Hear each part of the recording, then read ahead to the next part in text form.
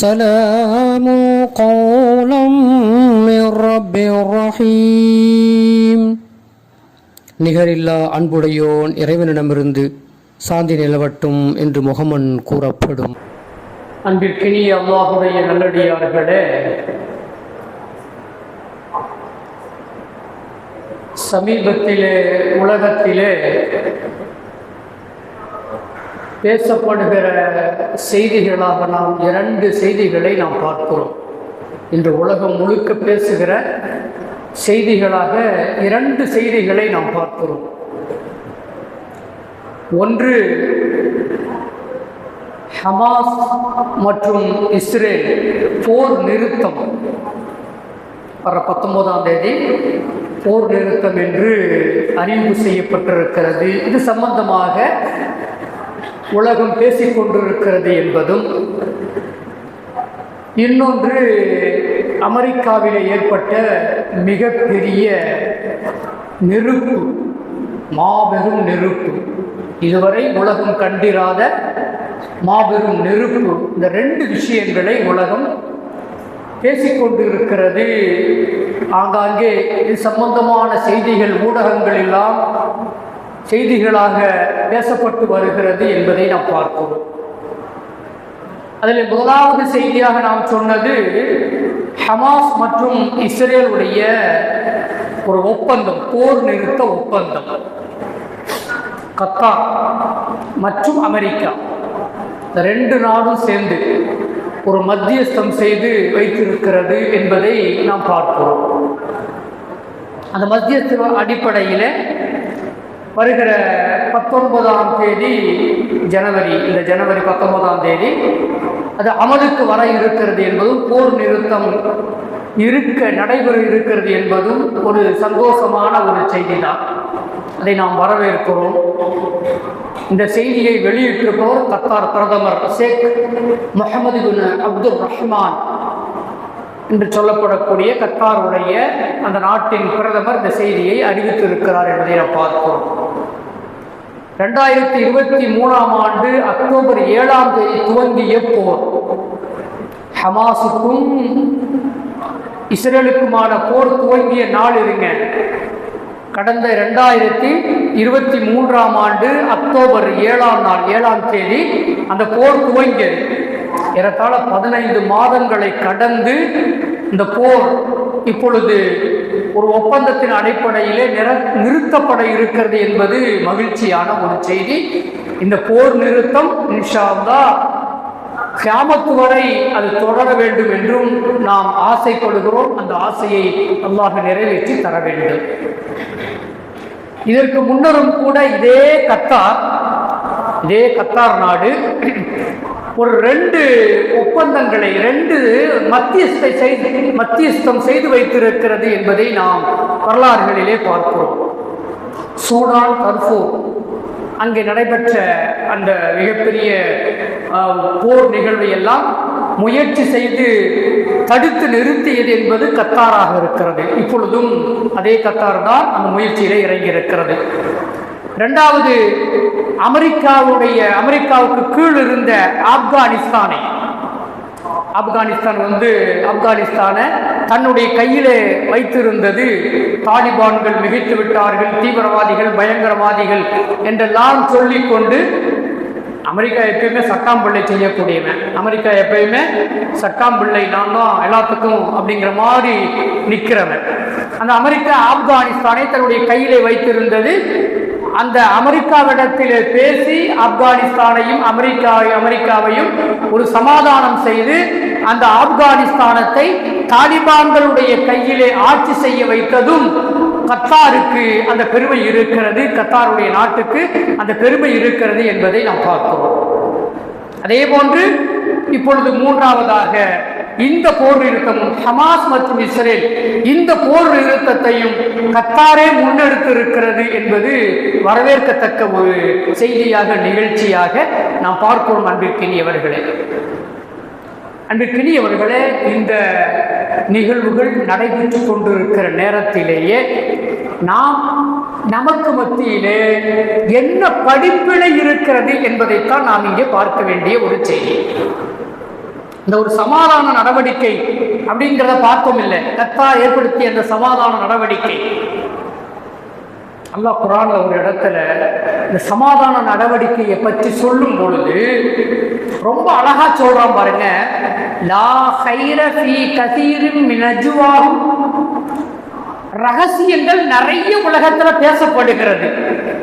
2 நபருக்கு மத்தியில ரகசியம் பேசிக்குவோம், 2 ஊருக்கு மத்தியில ரகசியம் பேசிக்குவோம், 2 பஞ்சாயத்துக்கு மத்தியில ரகசியம் பேசிக்கிறத நம்ம பார்ப்போம், 2 மாநிலங்களுக்கு இடையே ரகசியம் பேசிக்கிறது நம்ம பார்ப்போம், 2 அரசியல் கட்சிகளுக்கு இடையே ரகசியம் பேசுவதை எல்லாம் நாம் பார்த்திருக்கிறோம், 2 நாடுகளுக்கு இடையே ரகசியம் பேசுவதை எல்லாம் நாம் பார்க்கிறோம்.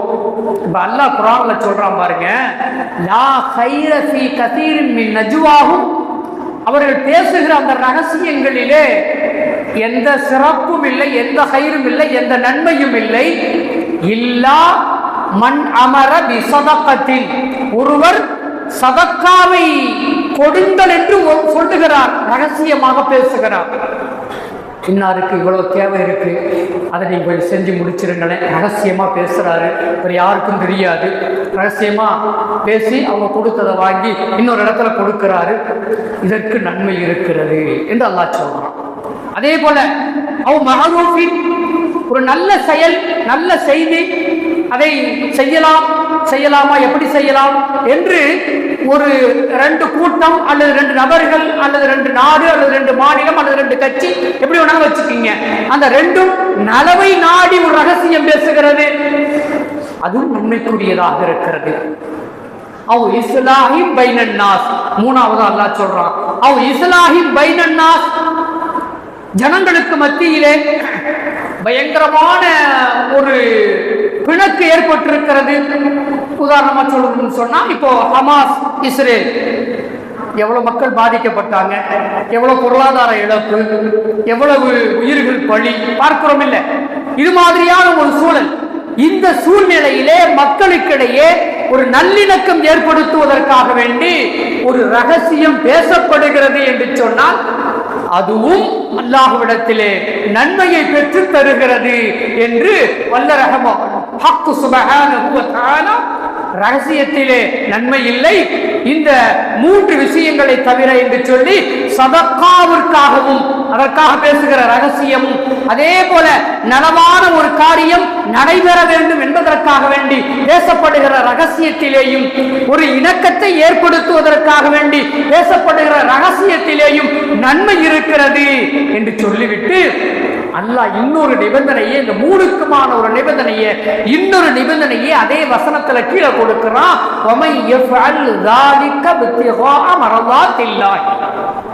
இதெல்லாம் எதுக்கு செய்யறான் தெரியுமா? ஒரு சதக்கா ஒண்ணு வாங்கி கொடுக்கிறான், ஒருத்தருக்கு தெரியாம ரகசியமா ஒரு சதக்காவை ஏற்பாடு செய்து இன்னொரு இடத்திற்கு கைமாற்றி ஒருவன் விடுகிறான் என்று சொன்னால், அவனது உள்ளத்தில் இருக்கக்கூடிய நோக்கம் எப்பொழுது? எனக்கு அல்லாஹ்வுடைய பொருத்தம் கிடைக்க வேண்டும், எனக்கு என்ன கிடைக்கணுங்க? அல்லாஹ்வுடைய பொருத்தம் எனக்கு கிடைக்க வேண்டும் என்ற ஒரே நோக்கிலே அந்த காரியத்தை அவன் செய்வான் என்று சொன்னால், அதிலே மிகப்பெரிய நன்மை இருக்கிறது, அந்த ரகசியத்திலே மிகப்பெரிய நன்மை இருக்கிறது என்று சொல்லி அல்லாஹ் சுப்ஹானஹு வ தஆலா சொல்லித் தருகிற செய்தியாக நாம் பார்க்கிறோம். அதே போல ஒரு நலவான காரியத்தை செய்கின்றான், ரகசியமாக செய்கின்றான், யாருமே பார்க்காத நேரத்தில் இவன் போய் என்ன செய்யறான்னு சொன்னா, ஒரு ஏழைக்கு ஒரு உதவியை செய்துவிட்டு வருகிறான், அல்லது ஒரு ஏழை கஷ்டப்படுகிற ஒரு ஏழை, அந்த ஏழைக்கு அப்பொழுது என்ன உதவி தேவையோ, ஒரு நோயில் இருக்கிறான், நோய்க்கான மருத்துவத்தை கண்டுபிடித்து ஒரு மருத்துவரை கொண்டு வந்து அந்த உதவியை செய்கின்றான், அல்லது பசியில இருக்கிறான், அவனுக்கான உணவை கொண்டு போய் கொடுக்கின்றான். இவைகளெல்லாம் ரகசியமாக நடக்கிறது. ஆனால் ரகசியத்திலும் கூட அவனுடைய நோக்கம் என்ன? வரலாற்றில்லா, அல்லாஹ்வுடைய அந்த திருப்தி இவனுக்கு கிடைக்க வேண்டும், அல்லாஹ் என்னை பொருந்து கொள்ள வேண்டும், அந்த நோக்கத்திலே செய்தால் அவனுக்கு அது அஜ்ரன் அதீமா, அல்லாஹ் கொடுக்கிற கூலி இருக்கு, அது கணக்கிட முடியாதது, மகத்தானது. நாம சொல்லலாம் 10 நன்மை, 100 நன்மை, 50 நன்மை, எதையாவது நம்ம சொல்லலாம். ஆனா அல்லாஹ் கொடுக்க போகிற அந்த நன்மை மகத்தான நன்மையை அல்லாஹ் கொடுப்பதாக சொல்லுகின்றான். அந்த அடிப்படையில் தான் கத்தாருடைய நாடு இப்பொழுது ஒரு ரகசியம் பேசி அந்த ரகசியத்தினுடைய அடிப்படையிலே ஒரு போர் நிறுத்தத்தை கொண்டு வந்திருக்கிறது. இந்த நேரத்திலேயும் ஒரு வருத்தம் என்னன்னா, இந்த போர் நிறுத்தம் பேசப்பட்டு கொண்டிருக்கிற அறிவிப்பு செய்ததற்கு பிறகும் 2 தினங்களுக்கு முன்னால் இஸ்ரேல் ஒப்பந்தத்தை மீறி தாக்கி ஒரு 70 நபர்கள், அதிலே 40 பெண்கள் என்று சொல்லி உயிரிழந்திருக்கிறார்கள் என்பதும் ஒரு வருத்தத்திற்குரிய செய்தியாக நாம் பார்க்கிறோம். ஆக அன்பிற்கினியவர்களே, நமக்கு இருக்கிற பாடம் என்னங்க? நாம் நலவை செய்ய வேண்டும், ரகசியமாக செய்ய வேண்டும். அந்த ரகசியத்திலும் அல்லாஹ்வுடைய திருப்தி எனக்கு கிடைக்க வேண்டும் என்கின்ற நோக்கம் நம்முடைய உள்ளத்திலே இருக்க வேண்டும். பெருமானார் ஸல்லல்லாஹு அலைஹி வஸல்லம் அன்னவங்க சஹாபாக்களிடத்துல கேட்கிறாங்க, அலா உஹ்பிருக்கும், நான் உங்களுக்கு ஒரு செய்தியை அறிவிச்சு தரட்டுமா? யாரும் சொல்லலாம், சொல்லுங்க, என்ன செய்தி? பி அஃதலி மின் தரஜத்தி சியாமி, நீங்க உபரியான நோன்பு, நஃபிலான நோன்பு வைக்கிறீங்க, அதுக்கு கிடைக்கிற நன்மையை விட சிறப்பான ஒரு நன்மை கிடைக்கும். அப்படி ஒரு செய்தியை நான் உங்களுக்கு அறிவிக்கட்டுமா? வஸ்ஸலாத்தி, இது உபரியான தொழுகை, பரலான தொழுகை இல்லாம உபரியான தொழுகை தொழுகிறீர்கள், அப்படிப்பட்ட ஒரு நன்மையை நான் உங்களுக்கு சொல்லி தரட்டுமா? ரசூலுல்லாஹ் கேட்கிறாங்க. இன்னும் சொன்னாங்க, வஸ்ஸதகத்தி, சதக்கா என்பது மிகப்பெரிய நன்மை. நீங்க இஸ்லாமிய மார்க்கத்துல சதக்கா என்பது மிகப்பெரிய நன்மை. இன்னைக்கு நம்ம அதுல பலர் பொடுப்போக்கா நம்ம இருக்கிறோம் என்பதும் கூட நான் வருத்தத்துக்குரிய ஒரு செய்தியாக நாம் இங்க பதிவு செய்யணும். அந்த விஷயத்தை சொல்லி சொல்றாங்க, சதக்காவை விட நான் ஒரு மிகப்பெரிய நன்மை தரக்கூடிய ஒரு செயலை நான் உங்களுக்கு சொல்லி தரட்டுமா? காலூபலா, சஹாபாக்கள் சொன்னாங்க, யாரும் சொல்லலாம், அப்படியா, சொல்லி கொடுங்க, என்னன்னு சொல்லுங்க, நாங்க செய்யறோம் என்று சொல்லுகிற பொழுது பெருமானார் ஸல்லல்லாஹு அலைஹி வஸல்லம் சொன்னாங்க, கால இஸ்லாஹு தாத்தல் பைனி, 2 நபர்களுக்கிடையே அல்லது 2 கூட்டத்திற்கிடையே அல்லது 2 சமூகத்திற்கு இடையே அல்லது 2 மாநிலங்களுக்கு அல்லது 2 நாட்டுக்கு இடையே நீங்கள் சமாதானம் செய்து வைப்பது இருக்கிறது. நீங்க கீழே இருந்தே பார்த்துக்குங்க, ஒரு கணவன் மனைவியிலிருந்து 2 நண்பர்களுக்கு மத்தியிலிருந்து 2 தோழர்களுக்கு மத்தியிலிருந்து அப்படி என்ன செய்யுங்க, 2 நாடுகள் வரை நீங்க என்ன செய்யலாம் சொன்ன அந்த செய்தியை பொருத்தி பார்க்கலாம். ரசூலுல்லாஹ் சொல்றாங்க, இஸ்லாஹு தாத்தல் பைனி, 2 நபர்களுக்கு மத்தியிலே நீங்கள் ஒரு இணக்கத்தை, நல்லிணக்கத்தை ஏற்படுத்துவது இருக்கிறது. உபரியான நோன்பை விட, உபரியான தொழுகையை விட, உபரியான சதக்காவை விட, தான தர்மங்களை விட மிகப்பெரிய செய்தியாக, நன்மையாக இருக்கிறது என்று பெருமானார் ஸல்லல்லாஹு அலைஹி வஸல்லம் அன்னவங்க சொல்லிட்டு சொன்னாங்க. ஏன் தெரியுமா? ஃபைன் ஃபஸாத தாத்தல் பைனி, 2 பேத்துக்கு மத்தியில நீங்க குழப்பத்தை ஏற்படுத்தினால், 2 பேத்துக்கு மத்தியில குழப்பத்தை ஏற்படுத்தினால் நீங்கள் அங்கே ஒரு மிகப்பெரிய அழிவை ஏற்படுத்துகிறீர்கள், மிகப்பெரிய அழிவை ஏற்படுத்துகிறீர்கள். மொட்டை அடிப்பதை போன்ற ஒரு காரியத்தை நீங்கள் செய்கிறீர்கள். ஆக இந்த காரியத்தை செஞ்சா எப்படி தண்டனை இருக்கோ, அழிவு இருக்கோ, அது இல்லாம நீங்க நல்லதொரு காரியத்தை நீங்கள் முன்னின்று செய்தால் உங்களுக்கு நன்மை இருக்கத்தானே செய்யும். அந்த நன்மை மிகப்பெரிய நன்மை என்று பெருமானார் ஸல்லல்லாஹு அலைஹி வஸல்லம் நம்ம சொல்றாங்க. திருமதியில பதிவாகி இருக்கிறது, அபூதாவுதிலே பதிவாகி இருக்கிற செய்திகளாக பார்ப்போம். அன்பிற்கினியவர்களே, இன்னும் ஒரு சந்தர்ப்பத்திலே பெருமானார் ஸல்லல்லாஹு அலைஹி வஸல்லம் நம்ம சொன்னாங்க, சூரியன் உதயமாகிற ஒவ்வொரு நாளும், அப்படின்னா தினம் தினம் என்னுடைய வாழ்நாளில் ஒவ்வொரு தினமும் நான் உயிரோடு இருக்கிற, நான் ஜீவித்திருக்கிற எல்லா காலமும் ஒவ்வொரு நாளும் சமாதானம் செய்து வைப்பது இருக்கிறதே, அது தர்மமாக இருக்கிறது என்று சொல்லி பெருமானார் ஸல்லல்லாஹு அலைஹி வஸல்லம் அவங்க சொன்னாங்க. 2 பேத்துக்கு மத்தியில நீங்க சமாதானம் செய்து வைக்கிறது ஒவ்வொரு நாளும் அது தர்மத்திற்குரிய காரியமாக இருக்கிறது. என்னிடத்துல கொடுப்பதற்கு காசு பணம் இல்லை, என்னிடத்துல கொடுப்பதற்கு காசு பணம் இல்லை, செல்வம் இல்லை, பொருட்கள் இல்லை, ஆனா இப்ப என்கிட்ட இருக்கிறது என்னங்க, என்னிடத்துல அல்லாஹ் ஒரு திறமையை கொடுத்திருக்கிறான், நான் போய் பேசுனா அந்த ரெண்டு பேரும் சமாதானம் ஆயிடுவாங்க அப்படிங்கிற ஒரு நிலை இருக்குன்னு சொன்னா நீங்க போய் ரெண்டு பேருக்கு மத்தியில பேசுங்க, சமாதானத்தை ஏற்படுத்துங்க, அது சதக்காவினுடைய நன்மையை உங்களுக்கு பெற்று தருகிறது என்று பெருமானார் ஸல்லல்லாஹு அலைஹி வஸல்லம் அவங்க சொன்னாங்க. அதைதான் கத்தார் இன்று செய்திருக்கிறது. வரவேற்க வேண்டிய செய்தியாக நாம் பார்க்கிறோம் அன்பிற்கினியவர்களே. அதே போல ரசூலுல்லாஹி ஸல்லல்லாஹு அலைஹி வஸல்லம் சொன்னாங்க, சமாதானத்திற்காக பேசுகின்ற ஒவ்வொரு பேச்சுக்கும், சமாதானத்திற்காக வேண்டி பேசப்படுகின்ற ஒவ்வொரு பேச்சுக்கும் சில நேரங்களிலே கூடுதல் செய்யப்படும். அங்கே கூடுதல் செய்யப்படும், சில நேரங்களிலே குறைக்கவும் செய்யப்படும். செய்ததை செய்யவில்லை என்பதை போன்றும் அங்கே பேசப்படும். அல்லது அவர் செய்யாத ஒன்றை நன்மைக்காக வேண்டி செய்தார் என்றும் அங்கே பேசப்படும். நோக்கம் என்னங்க? சமாதானம் ஏற்பட வேண்டும். இப்படி பேசப்படுகிற ஒவ்வொரு பேச்சுக்கும் ஓர் அடிமையை உரிமை விட்ட நன்மை அந்த அடியாருக்கு, சமாதானம் செய்து வைக்கிற அந்த அடியாருக்கு வழங்கப்படுகிறது என்று பெருமானார் ஸல்லல்லாஹு அலைஹி வஸல்லம் அன்னவங்க சொல்லித் தருகிற செய்தியாக பார்க்கிறோம் அன்பிற்கினியவர்களே. கத்தார் இன்று அந்த முயற்சியை ஹமாஸ் மற்றும் இஸ்ரேலுக்கு இடையே எடுத்திருக்கிறது. ஒரு போர் ஒப்பந்தத்தை செய்து ஒரு முடிவுக்கு கொண்டு வந்திருக்கிறது என்பது வரவேற்கத்தக்க செய்தியாக நாம் பார்க்கிறோம் அன்பிற்கினியவர்களே. இந்த செய்தியை இப்போ நம்ம ரெண்டு செய்தி சொன்னோம் ஆரம்பத்தில். இன்னைக்கு உலகத்தில் பேசப்படுகிற செய்திகள்ல ரெண்டு செய்தி பிரபல்யமான பேசப்படுகிற செய்தி. ஒன்று, ஹமாஸ் இஸ்ரேல் போர் ஒப்பந்த நிறுத்தம். இரண்டாவது, அமெரிக்காவிலே பற்றி எரிகிற நெருப்பு, பற்றி எரிந்து கொண்டிருக்கிற நெருப்பு. அதிலேயும் நமக்கு படிப்பினை இருக்கிறது என்பதை நாம் பார்த்தோம். 25 மனித உயிர்கள் பலியாக இருக்கிறது. அந்த மாபெரும் நெருப்புலையும் அல்லாஹ் செஞ்சிருக்கிற ஒரு கிருபை என்னன்னு பாருங்க.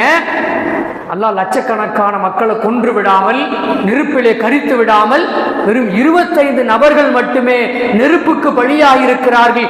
12 நபர்கள் காணவில்லை என்கிற ஒரு செய்தி மட்டுமே இருக்கிறது. ஒரு ஆறுதலான ஒரு செய்தி. என்றாலும் கூட 10,000 வீடுகள் இழந்தவர்கள், 10,000 வீடுகளை இழந்த மக்கள், லட்சத்துக்கும் மேற்பட்ட மக்கள் முகாம்களிலே இருக்கிறார்கள் என்பதும் ஒரு வேதனைக்குரிய செய்தி.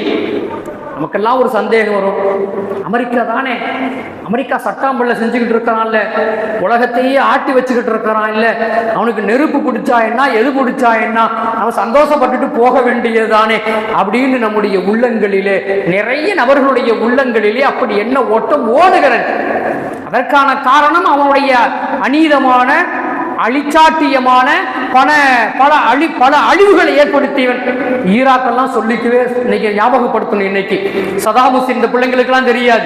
சதாம் ஹுசேன் நல்ல நாட்டை கொண்டு போயிட்டு இருந்த அவனிடத்திலும் சில தவறுகள் இருந்திருக்கலாம்.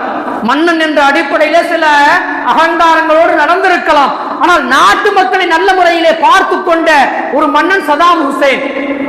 சும்மா உள்ளுக்குள்ள அது இருக்கு, இது இருக்குன்னு சொல்லி, குண்டு இருக்கு, அதை வச்சுக்கான், இதை வச்சிருக்கான், பேரழிவு தரும் ஆயுதங்கள் இருக்குன்னு சொல்லி உள்ள பூந்து நாட்டைய குட்டிச்சோராக்கணும் அமெரிக்கா அப்படிங்கிறதெல்லாம் நம்ம பார்க்கிறோம் அன்பிற்கினியவர்களே.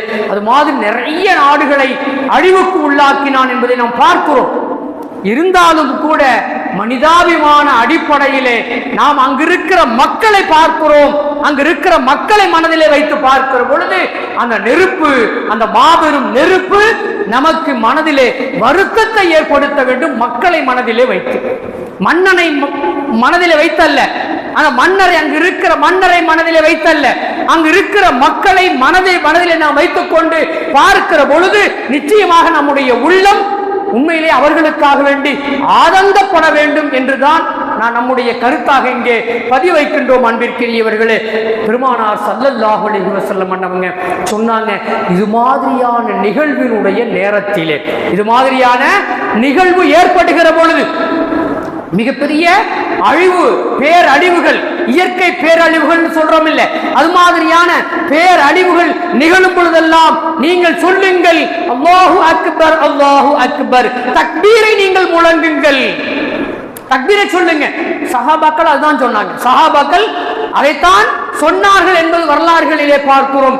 இன்னும் பெருமானார் ஸல்லல்லாஹு அலைஹி வஸல்லம் சொல்லி கொடுத்தாங்க, அலா அதுல்லுக அலா கன்ஸின் அலா குனூஸில் ஜன்னதி, ஜன்னத்தினுடைய, சுவர்க்கத்தினுடைய அந்த கன்சுகள் சொன்னாக்க பெட்டகங்கள், ஒரு ஹசானாக்கள் சொல்றோம் இல்ல, அந்த ஹசானாக்களில், ஜன்னத்தினுடைய ஹசானாக்களில், சுவர்க்கத்தினுடைய ஹசானாக்களில் ஒரு கனாசா, ஒரு கனாசா நான் சொல்லிக் கொடுக்கட்டுமா? ஒரு இதை நான் உங்களுக்கு மிகப்பெரிய நன்மைக்குரிய ஒரு செய்தியை நான் சொல்லிக் கொடுக்கட்டுமா என்று பெருமானார் ஸல்லல்லாஹு அலைஹி வஸல்லம் அன்னவங்க ஒரு சஹாபியை பார்த்து சொல்லி கேட்டுட்டு சொல்றாங்க, லா ஹவுல வலா குவத்த இல்லா பில்லாஹ். நீங்க இந்த லா ஹவுல வலா குவத்த இல்லா பில்லாஹ்வை சொல்லுங்க. ஒரு மிகப்பெரிய பேரழிவு. இப்ப நீங்க சொல்ல வேண்டியது, அல்லாஹ்வை தக்பீர் சொல்லுங்கள், அல்லாஹ்வை பெருமைப்படுத்துங்கள், அல்லாஹ்தான் எல்லா ஆற்றலையும் பெற்றிருக்கிறான் என்கிற அந்த ஒன்றை உள்ளத்திலே கொண்டு வந்து தக்பீரை முதலிலே நீங்கள் சொல்லுங்கள். இரண்டாவது, எந்த சக்தியும் எனக்கு இல்லை, நான் ஒரு அடிமை என்கிற அந்த எண்ணத்தோடு லா ஹவுல வலா குவத்த இல்லா பில்லாஹ் என்கிற அந்த கலிமாவை நீங்கள் மொழியுங்கள் என்று பெருமானார் ஸல்லல்லாஹு அலைஹி வஸல்லம் அன்னவங்க சொல்லி கொடுத்திருக்கிற அந்த கலிமாக்களை சொல்லுவதை தவிர நாம் ஆதங்கத்தை வேறு வழியிலே வெளிப்படுத்த முடியவில்லை என்பதுதான் அன்பிற்கினியவர்களே நாம் இங்கே சொல்ல வருகிற ஒரு செய்தியாக இருக்கிறது. பாருங்க, லாஸ் ஏஞ்சல்ஸ் காட்டு தீ, நான் வலைத்தளங்கள் இன்னைக்கு நிறைய எல்லா கையிலுமே இருக்குது, வச்சிருக்கோம், நம்ம பார்த்தோம். அதை பற்றி பெரிய அளவில் நமக்கு விளக்கம் கொடுக்க வேண்டிய அவசியம் இல்லை. கலிபோர்னியா மாகாணத்தில் உள்ள லாஸ் ஏஞ்சல்ஸ் நகரம், அது ஒரு மிகப்பெரிய நகரம். அமெரிக்காவுக்கு சுமார் 13 லட்சம் கோடி வரை இழப்பு ஏற்பட்டிருப்பதாக இன்றைய செய்திகள் நமக்கு சொல்லிக் கொண்டிருக்கிறது. அது யார் சொன்னாங்கன்னு சொன்னா, டேவிட் அகுலா என்று சொல்லப்படக்கூடிய தீயணைப்பு துறையினுடைய சேவை தலைவர், அங்க இருக்கக்கூடிய தீயணைப்பு துறையின் சேவை தலைவர் இந்த செய்தியை வெளியிட்டிருக்காரு. 13 லட்சம் கோடி இழப்பு ஏற்பட்டு இருக்கிறதா. அவ்வளவு பெரிய இழப்பு. அந்த இழப்புல நாம மகிழ்ச்சி அடையக்கூடாது. 165 சதுர கிலோமீட்டர் நெருப்பிலே கரிந்து போகி இருக்கிறது. நெருப்பிலே நம்ம ஊர் எடுத்துக்கிட்டா எவ்வளவு இருக்குங்க? அதிகபட்சமா நம்ம தெத்தி எடுத்துக்கிட்டோம்னு சொன்னா ஒரு 3 சதுர கிலோமீட்டர் இருக்கும். நம்ம தெத்தி முழுக்க அங்கேருந்து இந்த ரோட்ல இந்த ரோடு வரைக்கும் சுற்று வட்டமா தான் ஒரு 3 கிலோமீட்டர். அப்ப ஒட்டு மொத்தமா 165 கிலோமீட்டர் சதுர கிலோமீட்டருக்கு ஒன்றுமே இல்லாமல் எரிந்து போகிறது. கட்டிடங்கள் எல்லாம் அங்கே இல்லை, இருக்கிற மரங்கள் இல்லை, இருக்கிற பறவைகள் இல்லை, இருக்கிற விலங்குகள் இல்லை, மனிதர்களும் கூட காலி செய்து விட்டு என்ன பண்ணாங்கன்னு சொன்னா எல்லாரும் வெளியே வந்துட்டாங்க. இந்த ஒரு செய்தி ஒன்று சொல்லப்படுகிறது. இப்போ வர்ற 20ஆம் தேதி புதிய அமெரிக்காவுடைய அதிபராக பதவி ஏற்கக்கூடியவர் ட்ரம்ப் தானங்க. அவரு கொஞ்ச நாளைக்கு முன்னாடி 5ஆம் தேதி அன்னைக்கு அவர் சொன்ன ஒரு வார்த்தை, 5ஆம் தேதி அன்னைக்கு அவர் சொன்ன ஒரு வார்த்தை, all hell will break out in the middle east அப்படின்னு சொன்னா, முழு வளைகுடா நாடுகளுக்கும் நான் ஒரு நரகத்தின் காட்சியை காட்டப் போகிறேன். முழு வளைகுடா நாடுகளுக்கும் நரகத்தின் ஒரு காட்சியை நான் காட்டப் போகிறேன். இன்னும் வந்து பதவி ஏற்றுக்கொள்ளல. இப்படி ஒரு வார்த்தையை பாலஸ்தீன அந்த காசா அந்த மக்கள், அந்த ஹமாஸ் போர் நடக்குது பார்த்தீங்களா, அந்த மக்களை அழிப்பதற்கு சொன்ன ஒரு வார்த்தை இந்த வார்த்தை. ட்ரம்ப் சொன்ன வார்த்தை 5ஆம் தேதி சொன்னாரு. அன்பிற்கினியவர்களே, அடுத்து 2 நாட்களிலேயே இந்த தீ பற்றி பிடித்துக் கொண்டது, எரிந்து கொண்டிருக்கிறது. இன்று வரை ஏறத்தாழ ஒரு 10-12 நாட்களாக எரிந்து கொண்டிருக்கிறது என்பதை நாம் பார்த்தோம். அல்லாஹ் எவ்வளவு வல்லமையாளன். இப்பயும் கூட நாம மகிழ்ச்சி அடையல, இப்பயும் கூட நாம் மகிழ்ச்சி அடையவில்லை. மகிழ்ச்சி அடையுங்கள் என்று நாம் சொல்ல முன்வரவில்லை. நீ நினைத்தாய் என்னிடத்தில் ஒரு அதிகாரம் இருக்கிறது, நான் அதிபராக போகிறேன், என்னுடைய அந்த அதிகாரத்தை வைத்து நான் வளைகுடா நாடுகளுக்கெல்லாம் நரகத்தை காட்டப் போகிறேன் என்று நீ சொன்னாய். அல்லாஹ் பார்த்தான், அப்படியா? நொடியில என்ன செஞ்சான்னு சொன்னா நெருப்பை கொண்டு வந்தான். இன்னைக்கும் திணறான், எங்க நெருப்பு வந்துச்சு, எங்கிருந்து நெருப்பு வந்தது கண்டுபிடிக்க முடியவில்லை. ஒட்டுமொத்த விஞ்ஞான உலகத்தின் ஒரு மைய பகுதியாக திகழக்கூடிய அமெரிக்கா, எல்லாவற்றையும் கையில வைத்திருக்கக்கூடிய அமெரிக்கா இந்த நெருப்பு எங்கிருந்து வந்தது, எப்படி இப்படி மிகப்பெரிய அளவிற்கு சேதத்தை ஏற்படுத்தி கொண்டிருக்கிறது என்று கண்டுபிடிக்க முடியாமல் திணறிக் கொண்டிருக்கிற அளவிற்கு ட்ரம்புக்கு ஒரு செய்தியை சொல்லி இருக்கிறது. நீ நினைக்கிற நரகத்தை காட்ட போறேன்னு நீ சொன்ன, நாமாவும் கண்ணு முன்னாடியே ஓ நாட்டிலே உனக்கு ஒரு நரகத்தை காட்டுறேன் பாருன்னு அல்லாஹ் தன்னுடைய வல்லமையை காட்டி இருக்கிறான் என்பதைத்தான் நாம் இந்த இடத்திலே சொல்லுகிறோம். அன்பிற்கினியவர்களே, இருந்தாலும் கூட அல்லாஹ்வுடைய நாட்டம் என்னவோ நமக்கு தெரியாது. அல்லாஹ் குர்ஆன்ல சொல்றான், வஅன் தகூலு அலல்லாஹி மா லா தஅமலூன், நீங்கள் அறியாதவற்றை அல்லாஹ்வின் மீது அல்லாஹ் இப்படித்தான் நாடி இருப்பான், இப்படித்தான் செய்திருப்பான், இப்படி தண்டனை கொடுத்து விட்டான், அப்படி தண்டனை கொடுத்து விட்டான் என்று நீங்கள் அறியாத ஒன்றை அல்லாஹ்வின் மீது நீங்கள் இட்டுக்கட்டி சொல்ல நினைக்கிறீர்களா என்று அல்லாஹ் ஒரு வசனத்தை சொல்லி தருகிறான். அந்த வசனம் நமக்கு நினைவுக்கு வருகிறது. எனவே நாம் சொல்லுகிறோம், மகிழ்ச்சி அடையவில்லை, இருந்தாலும் இறைவனின் வல்லமை மட்டுமே அங்கு வெளிப்பட்டு இருக்கிறது என்பதை அமெரிக்க ட்ரம்ப் மட்டுமல்ல, அமெரிக்காவின் தற்போதைய அதிபராக இருக்கக்கூடியவர் மட்டுமல்ல, அடுத்து வரக்கூடிய அதிபர் மட்டுமல்ல, அந்த இஸ்ரேலினுடைய அதிபர் மட்டுமல்ல, ஒட்டுமொத்த நாடுகளினுடைய மன்னர்கள் மட்டுமல்ல, மக்களும் கூட ஒன்றை விளங்கிக் கொள்ள வேண்டும். அதிகாரம் என்பது அல்லாஹ்வுடைய கையிலே இருக்கிறது. அதிகாரம் என்பது அல்லாஹ்வுடைய கையிலே இருக்கிறது. அவன் நாடினால் நொடியில் நிமிடத்தில் என்ன செய்வான்னு சொன்னா எல்லாவற்றையும் இல்லாமல் ஆக்கி காட்டுவான். இல்லாமல் இருப்பதை இருக்கவும் அவனால் செய்ய முடியும் என்பதை நம்முடைய உள்ளத்திலே கொண்டு வந்து விட வேண்டும். அன்பிற்கினியவர்களே, சமீபத்தில் கடந்த வாரத்தில் ஒரு வாட்ஸ்அப் செய்தி ஒன்று நான் நண்பர் ஒருத்தர் அதை கொஞ்சம் பாருங்கன்னு சொல்லி சொன்னாங்க. பாருங்க, நடந்து வந்து கொண்டிருக்கிறார், ஒண்ணுமே இல்லை, நடந்து வருகிறார். மலேசியாவில் பணிபுரியக்கூடிய நமக்கெல்லாம் அறிமுகமானவர் தான். நடந்து வந்து கொண்டிருக்கிறார். அப்படியே திடீரென நொடியிலே தன்னுடைய கரத்தை பின்பக்கம் வைக்கிறார். முன்னால் ஒரு நபர் ஒருவர் இருக்கிறார். கையை வைத்த மாத்திரத்தில் அப்படியே சரிகிறார், முன்பக்கமாக சரிகிறார். இதுதாங்க வாழ்க்கை, இதுதான் வாழ்க்கை. அதுதான் இது போன்ற இந்த நிகழ்வு மூலமாக அல்லாஹ் நமக்கு சொல்லுவது, உலகத்திலே நீ பெரிய வல்லமை இருக்கிறது, ஆட்சி இருக்கிறது, அதிகாரம் இருக்கிறது, எனக்கு பலம் இருக்கிறது, பணம் இருக்கிறது, ஆட்கள் பலம் இருக்கிறது என்றெல்லாம் பேசிக்கொண்டு நீ உன்னுடைய ஆணவத்தை வெளிப்படுத்தி விடாதே. நொடியிலே அல்லாஹ் எதையும் செய்யக்கூடியவனாக இருக்கிறான். அன்பிற்கினியவர்களே, இந்த நேரத்தில் இன்னொரு வசனமும் கூட நம்முடைய நினைவுக்கு வருகிறது. வலக்கும் மா கசப்தும், வலக்கும் மா கசப்தும். அல்லாஹ் சூரத்துல் பக்ராவுல நம்ம கூட டெய்லி தஃப்சீர் பண்ணிட்டு வரோம் பாருங்க. அதே சூரத்துல் பக்ராவுல 141வது வசனத்துல ஒரு செய்தி அல்லாஹ் சொல்றான், வலக்கும் மா கசப்தும், நீங்கள் எதை விதைத்தீர்களோ அதைத்தான் நீங்கள் அறுவடை செய்வீர்கள். அது இந்த உலகத்தில் இருந்தாலும் சரி, விவசாயிக்கும் பொருந்தும், விவசாயிக்கும் பொருந்தும், முஸ்லீமுக்கும் பொருந்தும், முஸ்லீம் அல்லாதவர்களுக்கும் பொருந்தும், இணை வைப்பாளர்களுக்கும் பொருந்தும், கடவுளே இல்லை என்று சொல்லவர்களுக்கும் பொருந்தும். அல்லாஹ் ஒட்டுமொத்தமா நம்ம பார்த்து சொல்றான், வலக்கும் மா கசப்தும், நீங்கள் எதை விதைத்தீர்களோ அதைத்தான் நீங்கள் அறுவடை செய்ய வேண்டும். சோளம் விதைத்தவன் சோளத்தை தான் அறுப்பான், நெல் விதைத்தவன் நெல்லை தான் அறுப்பான், ஆப்பிள் தோட்டத்தை வைத்திருப்பவன் ஆப்பிளை அந்த தோட்டத்தை பராமரித்திருப்பவன் ஆப்பிளுடைய அந்த மகசூலைத்தான் பார்ப்பான். அதே போல அன்பிற்கினியவர்களே, நாம் என்ன செயலை செய்கிறோமோ, எதை தேடிக்கொண்டு இருக்கிறோமோ அதுதான் நமக்கு கிடைக்கும் என்பதிலே அன்பிற்கினியவர்களே அல்லாஹ் நினைவுபடுத்துகிற ஒன்றாக இருக்கிறது. அந்த காட்டு தீயும் அமெரிக்காவினுடைய அந்த தீயும் அன்பிற்கினியவர்களே நமக்கு சொல்லிக் கொண்டிருக்கிற பாடமாக நாம் பாடம் எடுத்துக் கொள்ள வேண்டும். அவனுக்கு தண்டனை வந்துருச்சு, அது வந்துருச்சு, இது வந்துருச்சுன்னு சொல்லி நம்மை மறந்து பேசிக்கொண்டிருக்க கூடாது. நம்மளை மறந்துடக்கூடாது. என்ன நான் பார்க்கணும், ரகசியமா நான் என்னென்ன காரியத்தை செய்யறேன், உட்கார்ந்து கணக்கு போட்டா எனக்கு தெரியும் நான் எவ்வளவு பெரிய அநியாயக்காரன் என்பது. நான் எவ்வளவு அழிச்சாட்டியங்களை செய்கிறேன், எவ்வளவு தீமைகளை செய்கிறேன், எவ்வளவு அநீதங்களை அடுத்தவர்களுக்கு நான் செய்து கொண்டிருக்கிறேன் என்பது என்னுடைய உள்ளத்திற்கு தெரியும். எனக்கு நான் முதலிலே பாடத்தை நான் எடுத்துக்கொள்ள வேண்டும்.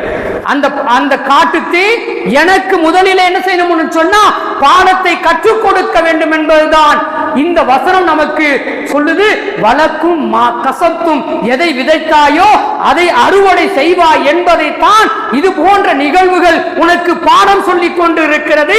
எனவே உன்னை முதலிலே பாடம் படிப்பதற்கு தயார் செய்து கொள் என்று சொல்லி நமக்கு அல்லாஹ் சுப்ஹானஹு வ தஆலா சொல்லித் தருகிற செய்திகளாக பார்த்தோம். பாருங்க, இஸ்ரேலுடைய அந்த 2 நிகழ்வைத்தான் நான் சொல்லிக்கிட்டே வர்றேன். இஸ்ரேலுடைய தாக்குதலினால் பாலஸ்தீனம் உருகுலைந்து போயிருக்கிறது என்பது நாமெல்லாம் அறிந்திருக்கிற செய்தி. மீண்டும் அந்த பாலஸ்தீனத்தை கட்டி எழுப்ப வேண்டும் என்று சொன்னால் இன்னைக்கு சொல்லப்படுகிறது 35 பில்லியன் 3500 கோடி இந்திய மதிப்புக்கு அந்த அமெரிக்க டாலர் தேவை. அமெரிக்க டாலர் அவ்வளவு பெரிய அழிவை பாலஸ்தீனம் சந்தித்திருக்கிறது என்பதை நாம் பார்க்கிறோம். ஆனா அல்லாஹ் பாருங்க, எவ்வளவு நாள் வந்துச்சுங்க? ஒரு 15 மாதமாக நடந்த அழிவு, 15 மாதமாக நடந்த அழிவு. ஆனா அல்லாஹ் அதே அந்த அமெரிக்காவுக்கு பாடம் கற்றுக் கொடுத்திருக்கிறான் பாருங்க. வட கரோலினா என்று சொல்லப்படக்கூடிய அமெரிக்காவினுடைய ராணுவ மையம் எதுங்க? இஸ்ரேலுக்கு குண்டுகளை அனுப்பி வச்சா இல்ல, இஸ்ரேலுக்கு குண்டுகளை அனுப்பி வைத்து பாலஸ்தீனத்தில் கொண்டு போய் போடுன்னு சொல்லி அனுப்பிக்கிட்டே இருந்தா இல்ல. எங்கேருந்து அனுப்பினான்னு சொன்னா அமெரிக்காவினுடைய ஒரு பகுதி, வட கரோலினா என்று சொல்லப்படக்கூடிய ஒரு பகுதி, அங்குதான் அமெரிக்காவினுடைய ராணுவ மையம் இருக்கிறது. அங்கதான் அந்த இடத்துக்கு அல்லாஹ் என்ன பண்ணான்னு சொன்னா ஒரு மிகப்பெரிய தாக்குதலை அல்லாஹ் ஏற்படுத்தினான். ஒரு மிகப்பெரிய செப்டம்பர் 2024 கடந்த ஆண்டு பக்கத்துல தானே செப்டம்பர் 2024 ஹெலினா புயல் என்று சொல்லி ஒரு புயலை அல்லாஹ் உள்ள விட்டான். எங்கங்க? அந்த ராணுவ மையம் இருக்கிற அந்த நகருக்குள்ளே உள்ளே அனுப்பினான். அந்த வட கரோலினாவை சொன்னா ஒட்டு மொத்தமா துவசம் பண்ணிட்டான். நீ கொண்டாந்து குண்டை கொடுத்து அவன் வாங்கிட்டு வந்து அப்புறம் தான் பாலஸ்தீனத்துல நீ போட்டு அங்க இருக்கிற கட்டிடங்களையும் மக்களையும் அழிக்கிறாய். ஆனா அல்லாஹ் பார்த்தான் பாருங்க, ஒரு காற்று உள்ள அனுப்புனா ஒட்டுமொத்த ராணுவ மையத்தையே அழித்து விட்டு போனது என்பது இப்போதைய வரலாறு. நீண்ட மிகப்பெரிய முன்னால் இருக்கிற வரலாறு அல்ல, இப்பொழுது இருக்கிற வரலாறு. செப்டம்பர் 2024 நடந்த ஒரு வரலாறு. அல்லாஹ் என்ன பண்ணான்? வட கரோலினாவுக்கு ஒரு மிகப்பெரிய புயலை அனுப்பினான். ஹெலினா என்று சொல்லப்படக்கூடிய புயலை அனுப்பினான். அழித்து நாசப்படுத்தியது என்பதை பார்க்கிறோம். கொஞ்சம் புத்தி கற்றுக் கொண்டிருப்பான் என்று நாம் பார்க்கிறோம். அந்த கிணியவர்களே, அங்கே 1 கோடி மக்கள் அந்த நேரத்திலே பாதிப்படைந்தார்கள். எவ்வளவு பேருங்க? அந்த புயலினால், அந்த ஹெலினா என்று சொல்லப்படக்கூடிய புயலினால் 1 கோடி மக்கள் பாதிப்படைந்தார்கள். மீண்டும் அதை கட்டி எழுப்ப அங்க வருகிற செய்தி, அதுதான் ஒரு செய்தி. எப்படி பாலஸ்தீனத்தை 35 பில்லியன் அமெரிக்க டாலர்கள் தேவைப்படுகிறதோ அதே போன்று அந்த வட கரோலினாவை மீண்டும் கட்டி எழுப்புவதற்கு 35 பில்லியன் அமெரிக்க டாலர் தேவைப்படுகிறது என்று சொல்லி இன்னைக்கு அமெரிக்காவே செய்தியை வெளியிட்டிருக்கிறது என்பதை நாம் பார்க்கும். 15 மாசமா நீ அழிச்சதுக்கு 35 பில்லியன் டாலர். சில நொடிகளிலே ஒரு புயலை அனுப்பி உனக்கு பாடத்தை கற்றுக் கொடுத்தான். அதே செலவை நீயும் பண்ணுன்னு சொல்லி அண்ணா. இதுதான் அல்லாஹுடைய வல்லமை. இப்பொழுதும் கூட நாம் மகிழ்ச்சி அடையவில்லை. நீங்கள் மகிழ்ச்சி அடையுங்கள் என்று நாம் இந்த மக்களை பார்த்து சொல்லவில்லை.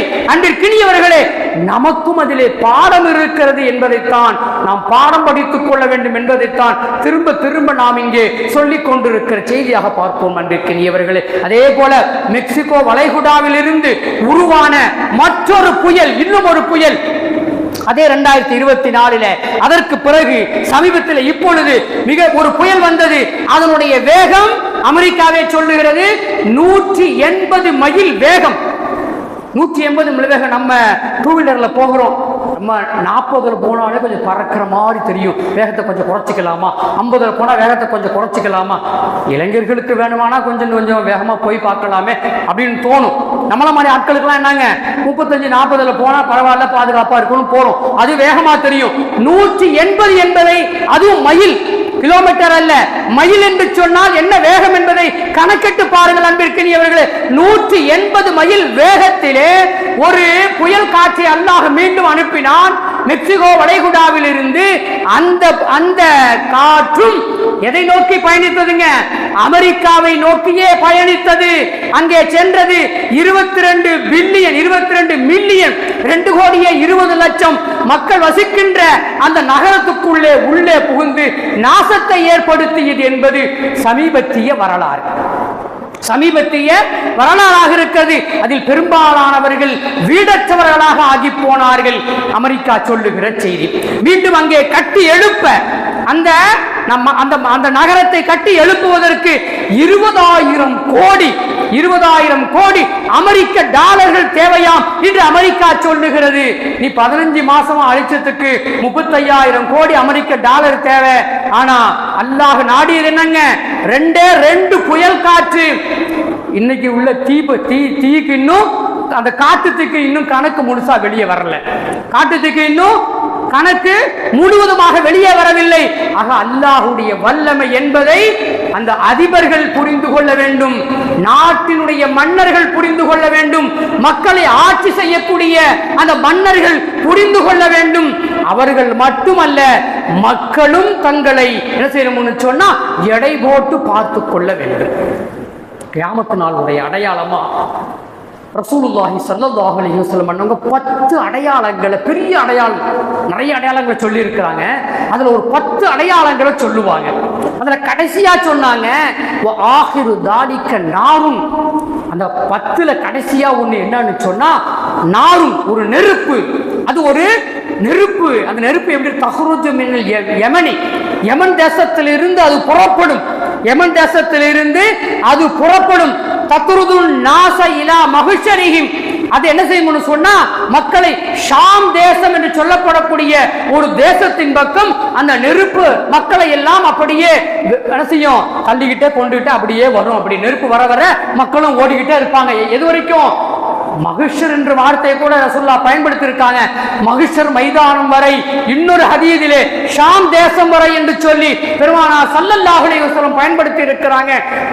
அதற்கு அந்த நெருப்பு வருவதற்கு முன்னால் முஸ்லிமில் பதிவாயிருக்கிற 55558 என்ற எண்ணிலே பதிவாயிருக்கக்கூடிய இந்த செய்தி நாம் பார்க்கிறோம். அன்பிற்கினியவர்களே, இதுதான் கடைசி நெருப்பு, மக்களை ஒன்று திரட்டக்கூடிய நெருப்பு. இதுவே நமக்கு இப்போ ஒரு எடுத்துக்காட்டாக ஒரு மிகப்பெரிய நெருப்பை அந்த அமெரிக்காவினுடைய கலிபோர்னியா மாநிலம் பெற்று பார்க்கிறது. நமக்கு உலகத்திற்கு சொல்லிக் கொண்டு இருக்கிறது. அல்லாஹ் சொன்னது நடக்கும் என்பதை நமக்கு சான்றாக சொல்லிக் கொண்டு இருக்கிறது என்பதை நாம் பார்க்கிறோம். அன்பிற்கினியவர்களே, ஆக அல்லாஹ்வுடைய வல்லமையை நாம் புரிந்து கொள்ள வேண்டும். நம்முடைய பலகீனத்தையும் நாம் எடை போட்டு பார்க்க வேண்டும். நம்முடைய பலகீனத்தையும் நாம் எடை போட்டு பார்க்க வேண்டும். ஒவ்வொரு நாளும் நான் படுக்கைக்கு சென்றவுடன் அமர்ந்து படுப்பதற்கு முன்னால் இன்று நான் என்னென்ன காரியங்களை செய்தேன் என்று நானே அசை போட்டு பார்த்து கொள்ள வேண்டும். என்னென்ன கட்டளைகளை நான் நிறைவேற்றிருக்கிறேன், என்னென்ன கட்டளைகளை நிறைவேற்றாமல் தவறவிட்டு இருக்கிறேன், என்ன அநியாயங்களை செய்திருக்கிறேன், என்ன நீதியை நான் செய்திருக்கிறேன், என்ன நலவான காரியங்களை செய்திருக்கிறேன். படுக்கை அறையிலே அமர்ந்து நமக்கு நாமே அசை போட்டுக் கொள்வோம் என்று சொன்னால் என்னுடைய பலகீனம் தெரியும், அல்லாஹ்வுடைய பலமும் நமக்கு தெரியும். அன்பிற்கினியவர்களே, வல்ல ரஹ்மான் ஹக்கு சுப்ஹானஹு வ தஆலா நமக்கு அப்படிப்பட்ட ஒரு நல்ல ஒரு பாடத்தை நம்முடைய உள்ளத்திலே கொடுக்க வேண்டும். பாருங்க, ஒரு சஹாபி தெருவில் அமர்ந்து இருக்கிறார். அப்போ ஒருத்தர் என்ன பண்ணாருன்னு சொன்னா, அவருக்கு சொந்தமான மாடு, அந்த மாட்டை இழுத்துக்கிட்டே போனாரு. அவர் இழுத்துக்கிட்டு போகும்போது அது அங்கேயும் இங்கேயும் சொன்னா அப்படி போது வருது. கையில சாட்டையை வச்சிருந்தாரு. அந்த மாட்டினுடைய உரிமையாளர் கையில சாட்டையை வைத்திருந்தார். உடனே சாட்டையை கொண்டு ஓங்கி அடித்தார். 2 அடி போட்ட உடனே அந்த மாடு கட்டுப்பட்டுச்சு. அப்படியே என்ன செஞ்சுன்னு சொன்னா அவர் இழுப்புக்கு வந்தது, இழுத்துக்கிட்டே போனாரு. இந்த சஹாபி பார்த்துக்கிட்டே இருக்கிறாரு. அதை பார்த்துட்டு மனசுக்குள்ள ஒரு எண்ணம் ஓடியது. அந்த சஹாபியினுடைய உள்ளுக்குள்ளே ஒரு எண்ணம் ஓடியது. அமர்ந்திருந்தவர் வேகமாக எழுந்தார். அமர்ந்திருந்த அந்த தோழர் வேகமாக எழுந்தார். இப்படித்தானே என்னுடைய இறைவன் எனக்கு கட்டளையிட்டு இருக்க, நான் அதற்கு கட்டுப்படாமல் அங்குமிங்குமாக நான் அநியாயங்களையும் அழிச்சாட்டங்களையும் கட்டுப்பாடுகளை மீறியும் நடந்து கொண்டிருக்கிறேனே, அல்லாஹ் என்னை இப்படித்தானே அடிப்பான். மாட்ட அந்த உரிமையாளர் அடிச்சது போன்றுதானே நாளைக்கு அல்லாஹ் என்னை அடிப்பான். உலகத்தில் எனக்கு இந்த காட்சி பாடமாக காட்டப்படுகிறதுன்னு சொல்லி ஒரு பாடத்தை எடுத்துக்கொண்டார் என்று சொல்லி ஒரு வரலாற்று பதிவு ஒன்று, சஹாபினுடைய வரலாற்று பதிவு ஒன்று ஹதீஸ் கிரந்தங்களிலே பதிவு செய்யப்படுகிறது. அல்லாஹ் குர்ஆன் சொல்றான், லக்கத் கான ஃபீ கஸஸிஹிம் இப்ரத்தன் லிஉலில் அல்பாப். ஒவ்வொரு காட்சியும் ஒவ்வொரு சரித்திரமும் உங்களுக்கு பாடம் கொடுக்க வேண்டும். அறிவுள்ளவர்களாக நீங்கள் இருப்பீர்கள், அல்லாஹ் அப்படி சொல்றான், நான் சொல்ல. நீங்கள் அறிவாளிகளாக இருப்பீர்கள் என்று சொன்னால் உங்களுக்கு அதிலே ஒரு பாடம் இருக்கிறது. மாட்டை அடித்ததிலே அந்த சஹாபிக்கு எப்படி ஒரு பாடம் இருந்ததோ அது போன்ற ஒவ்வொரு நிகழ்வும் உங்களுக்கு பாடத்தை கற்றுக் கொடுக்க வேண்டும். லக்கத் கான ஃபீ கஸஸிஹிம் இப்ரத்துல் லிஉலில் அல்பாப். அறிவாளிகளுக்கு ஒவ்வொரு நிகழ்விலேயும் ஒவ்வொரு வரலாறிலேயும் படிப்பினை இருக்கிறது என்று அல்லாஹ் சொல்லுகின்றான். அல்லாஹ் நமக்கு படிப்பினையை தரட்டும், பாடம் தரட்டும். வல்ல ரஹ்மான் ஹக்கு சுப்ஹானஹு வ தஆலா நம்மவர்களுக்கு நல்ல வாக்கியங்களையே தர வேண்டும். ஒரே ஒரு செய்தியை மட்டும் சொல்லிட்டு முடிச்சுக் கொள்கிறேன். ஹைபருடைய யுத்தம், ஹைபருடைய யுத்தம், அந்த யுத்தத்தின் போது ஒரு பெண்மணி ஒரு தன் கணவனை இழந்து விட்டார். கணவனை போரிலே இழந்து விட்டார். வந்து பார்த்தா தன்னுடைய கணவன் போரிலே அடிபட்டு இறந்து போய்விட்டார். தன்னுடைய மடியிலே வைத்து அழுது கொண்டிருக்கிறார். அந்த பெண் அழுது கொண்டிருக்கிறார். அந்த நேரத்திலே ஹைபருடைய யுத்தத்திலே பெருமானார் ஸல்லல்லாஹு அலைஹி வஸல்லம் அன்னவங்களும் பிலால் ரலியல்லாஹு தஆலா அன்ஹுவும் அப்படி என்ன சொன்னாங்கன்னா, அப்படி முன்னாடி போயிட்டு இருக்காங்க. பிலால் ரலியல்லாஹு தஆலா முன்னாடி போறாங்க. அந்த பெண் அழுவதை பார்த்து விட்டு எதுவுமே சொல்லாமல் கடந்து போனாங்க. பெருமானார் ஸல்லல்லாஹு அலைஹி வஸல்லம் பிலாலை கூப்பிட்டாங்க, இங்க வாங்க யா பிலால், இங்க வாங்க கூப்பிட்டாங்க. யா ரசூலுல்லாஹ், என்ன விஷயம்? லப்பைக் யா ரசூலுல்லாஹ், என்ன விஷயம் சொல்லுங்க. அனஸைத மின்க ரஹமா, உங்களுடைய உள்ளத்தில் இருந்து கருணை என்கிற அந்த இரக்க சிந்தனை என்ன எடுக்கப்பட்டு போகிவிட்டதா யா பிலால்? எடுக்கப்பட்டு போகிவிட்டதா? ஒரு பெண் அழுது கொண்டிருக்கிறார். கணவன் போரிலே, போர் நடந்தது பெருமானார் ஸல்லல்லாஹு அலைஹி வஸல்லம் படைக்கும் யூத படைக்கும் தான். அந்த பெண் யூத பெண், அடிபட்டு இறந்து போனது ஒரு யூத வீரன். ரசூலுல்லாஹ் சொல்றாங்க, உங்களுடைய பிலாலே, உங்களுடைய உள்ளத்திலே கருணை என்ன எடுக்கப்பட்டு போகிவிட்டதா? என்னம்மா உனக்கு என்ன உதவி வேண்டும்? ஏதாவது வேணுமா? என்னமா செய்யணும்? ஒரு ஆறுதல் வார்த்தை சொல்லுவதற்கு உங்களுக்கு முடியவில்லையா? யாரை பார்த்து கேட்கிறாங்க? தன்னுடைய தோழரை பார்த்து, யூத பெண்ணை இப்படி பார்த்துட்டு கடந்து போறீங்களே என்று பெருமானார் ஸல்லல்லாஹு அலைஹி வஸல்லம் அன்னவங்க கேட்ட அந்த நிகழ்வு நம்முடைய உள்ளத்திலே ஒரு பாடத்தை சொல்லுகிறது. அது அமெரிக்காவாக இருந்தாலும், எனக்கு எதிராக இருப்பவனாக இருந்தாலும், நான் அந்த மக்களுக்காக வேண்டி கருணையை காட்ட வேண்டும். அந்த மக்களுக்காக வேண்டி நான் என்ன செய்ய முடியும் என்று யோசிக்க வேண்டும் என்பதைத்தான் இது போன்ற இந்த வரலாறுகள் நமக்கு சொல்லித் தருகிற பாடமாக பார்க்கிறோம். வல்ல ரஹ்மான் ஹக்கு சுப்ஹானஹு வ தஆலா உங்களுக்கும் எனக்கும் உலகில் உண்டான எல்லா மக்களுக்கும் நல்ல பாக்கியங்களையே தந்து அருள் புரிவானாக. வாஹிர் தஅவானா அனில் ஹம்துலில்லாஹி ரப்பில் ஆலமீன். அஸ்ஸலாமு அலைக்கும் வ ரஹ்மத்துல்லாஹி வ பரகாத்துஹு.